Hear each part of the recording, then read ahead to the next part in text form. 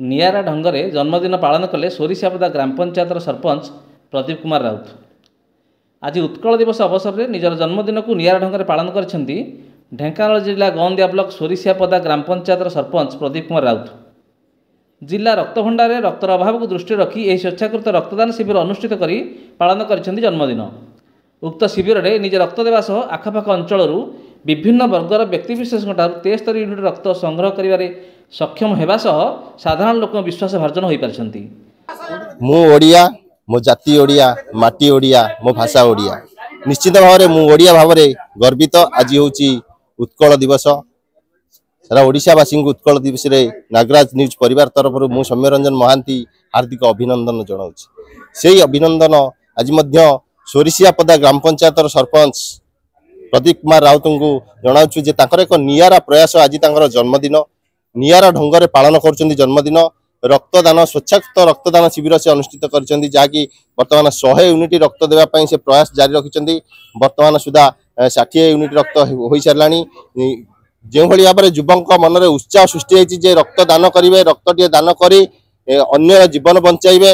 निश्चित भाव में यह एक बहुत भल पदक्षेप। यही वार्ता निश्चित भाव में सारा राज्य को सारा देश को खेली जावा दरकार जे रक्तटे दान करूँ, अन्य जीवन टे बचातु। रक्तदान महात्म पुण्य। प्रदीप कुमार राउत, सरपंच सोरिशापदा ग्राम पंचायत।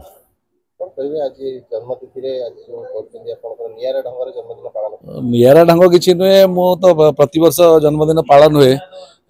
पिला माने कहले कि वर्ष गोटे रक्तदान शिविर करवा।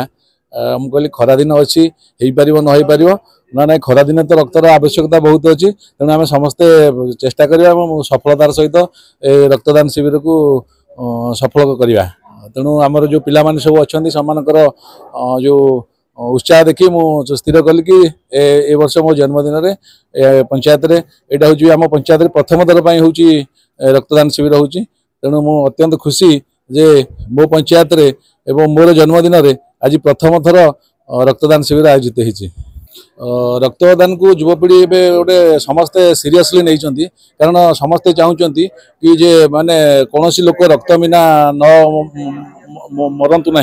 तो या पूर्वर आमर पूर्वतन मुख्यमंत्री नवीन पट्टनायक गोटे जीवन बिंदु कार्यक्रम आरंभ करते जो स्वतःप्रवृत्त भाव युवपीढ़ी माने आगे आसते रक्त देवाई। सेटा आज पर्यंत बलवत्तर अच्छी। युवक मैंने उत्साहित हो बहु संख्यार रक्तदान कर। मोर वार्ता रही कि समस्ते आम रक्त देवा। रक्तदान हूँ महान दान। एवं आम आमर रक्त जदि आउ कहार जीवन बंचाई पाइला सेटा आम सबुठ खुशीर विषय हम।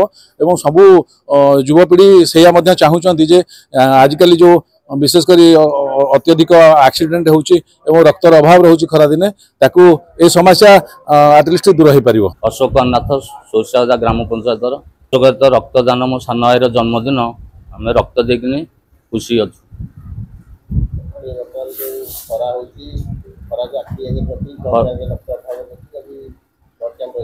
संस्ट्रोक जो होउजी आखि आगे रखिकिन रक्तदान शिविर करूँ। समस्ते रक्त दिंतु, जीवन रक्षा करूँ। मो महेंद्र कुमार राउत। मु आज स्वेच्छाकृत रक्तदान शिविर रे रक्त दे बहुत खुशी अच्छी। आज मो सांग प्रदीप सोरिशापदा सरपंच जन्मदिन। तेणु ये जो आखि आगे रखी खरा दिन को ब्लड अभाव देखिक मो सांग तार जो रक्त जन्मदिन रे जो भल चिंताधारा नहीं रक्त कलेक्शन कर जोग देचु। आउ भगवान तार मंगल कर।